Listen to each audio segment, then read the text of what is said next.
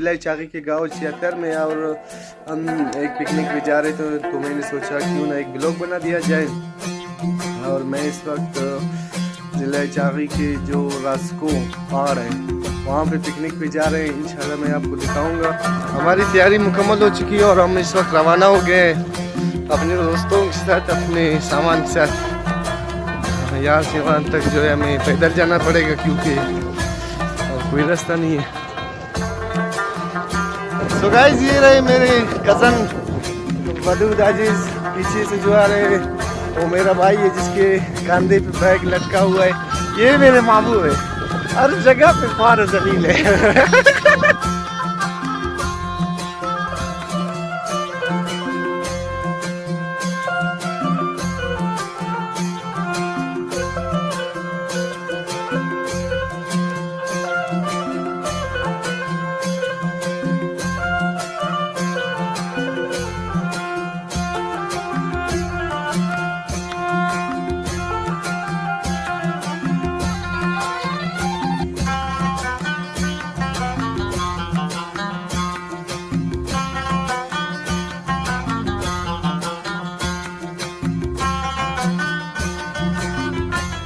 اب ہم آدھا راستہ طے کر چکے ہیں, آدھا نہیں بلکہ تھوڑا سا, بہت آگے جانا ہے. ابھی ہمیں سورج ڈوبنے والا ہے, آپ دیکھ رہے ہیں پیچھے, اور جو پیچھے گھر ہے ہم ان سے اتنا دور آ چکے ہیں. دیکھتے ہیں آج رات پہاڑوں میں کیسے گزرتا ہے.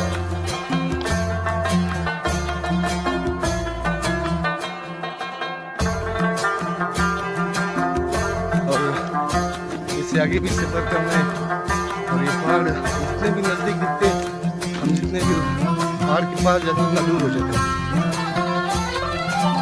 آپ دیکھ سکتے ہیں اس وقت کہ ہمارے کزن بھائی ماموں سب ایک ساتھ جا رہے ہیں.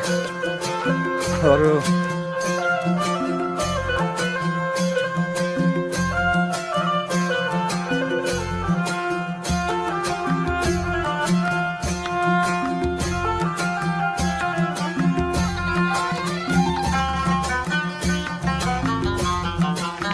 ہم پہاڑوں کے درمیان پہنچ گئے ہیں. بہت ہی سخت راستہ ہے, پہاڑ ہے. سامنے میرا کزن ابو ہی بول رہے ہیں سیریسلی بہت ہی سخت راستہ ہے, کبھی نہیں آیا اس طرح. ویسے بائک آ جاتی ہے یہاں تک, اس سے بھی آگے آ جاتی ہے. اور ہم نے بائک نہیں لایا اس لیے رات وہی بھی گزاریں گے پہاڑوں میں.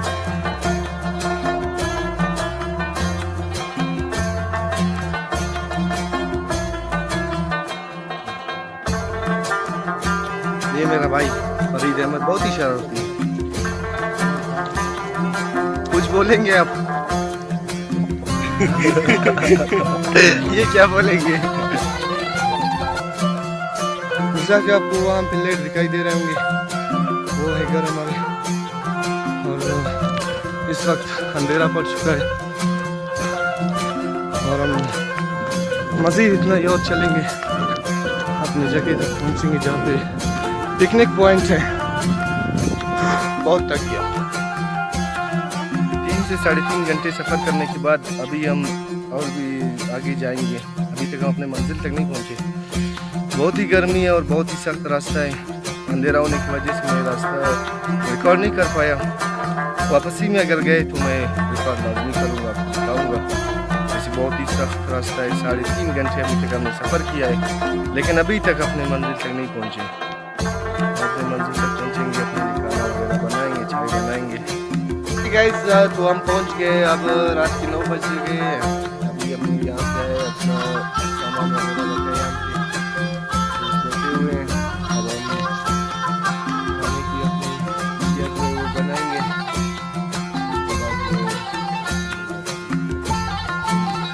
ابھی جو 9 بج گئے ہمارے, آپ دیکھ رہے ہیں. ابھی تو ویو نظر نہیں آ رہا ہے, میں آپ کو صبح انشاءاللہ صبح سویرے اس جگہ کا ویو دکھاؤں گا. ایک تو میں نے میرے ٹارچ بھی نہیں اٹھایا, ابھی یاد ہے جو موبائل سے ان کی لائٹ لگا کے آپ کو دکھا رہا ہوں. بہت ہی تھکاوٹ بھرا سفر تھا اور بہت ہی لمبا سفر تھا. اور یہ میرا کزن ودود مجھے ٹھگا رہا تھا، تھوڑا سا نے ہم لوگوں کا توڑا نکال دیا.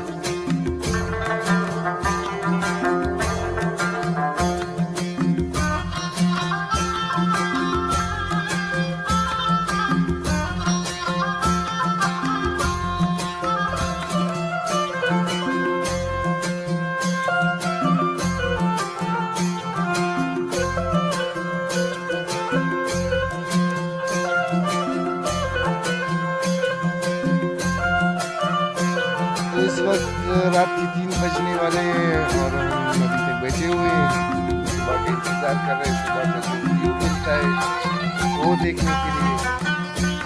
صبح کو جو ویو دکھائیں گے وہ بہت ہی خوبصورت ہوگا انشاءاللہ. چاروں طرف پہاڑ ہے. ہم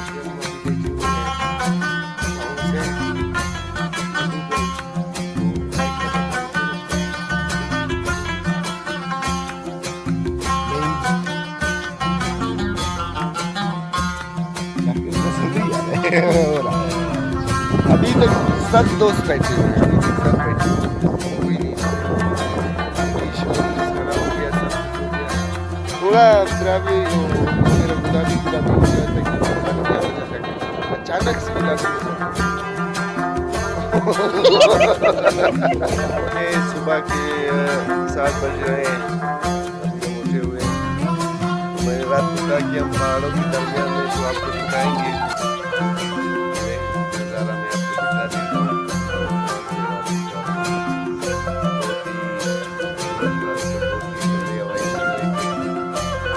ہمارے دوست جو پورا رات چوکیداری کر رہے تھے اب وہ سو گئے ہیں.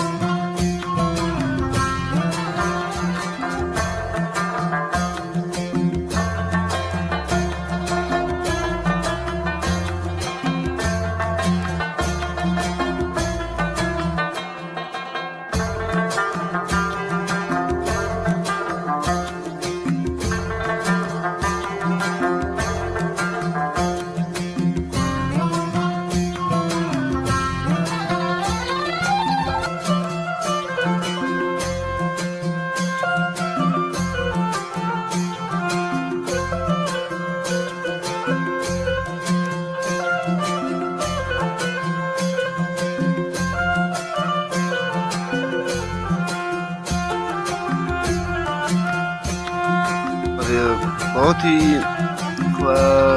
ٹھنڈی ہوائیں چل رہی ہیں اور پانی بھی ہے ساتھ میں. من کر رہا ہے کہ نہا لیا جائے لیکن سردی ابھی تک نہا لیں گے وہ بھی. اور جو رات کو ہم جن راستوں سے آئے تھے وہ ریکارڈ نہیں کر پایا میں اندھیری کی وجہ سے. یہاں سے واپسی میں جاتے ہوئے وہ جگہ میں ریکارڈ کروں گا اور امید کرتا ہوں کہ میرا یہ ولاگ پہلا ولاگ آپ کو پسند آئے گا. پیچھے آپ دیکھ رہے ہیں یہ لوگ نہا رہے ہیں, انجوائے کر رہے ہیں. کچھ دیر میں ہم بھی انجوائے کریں گے ان کے ساتھ, لیکن فی الحال بریانی بنا رہے ہیں. وہاں پہ بزی ہے تو میں نے سوچا ان کی ویڈیو بنا کے واپس چلا جاتا ہوں.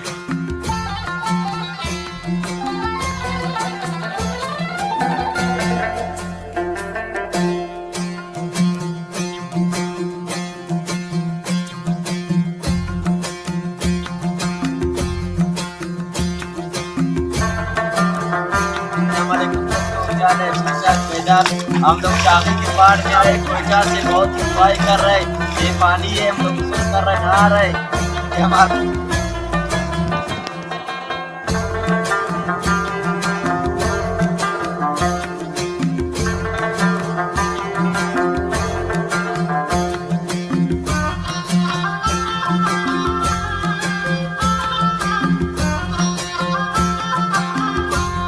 ہمارا پکنک اینڈ ہو چکا ہے اور ہم واپسی جا رہے ہیں گھر کے لیے. تو میرے دوستوں آپ لوگوں کو یہ پکنک مزہ آیا؟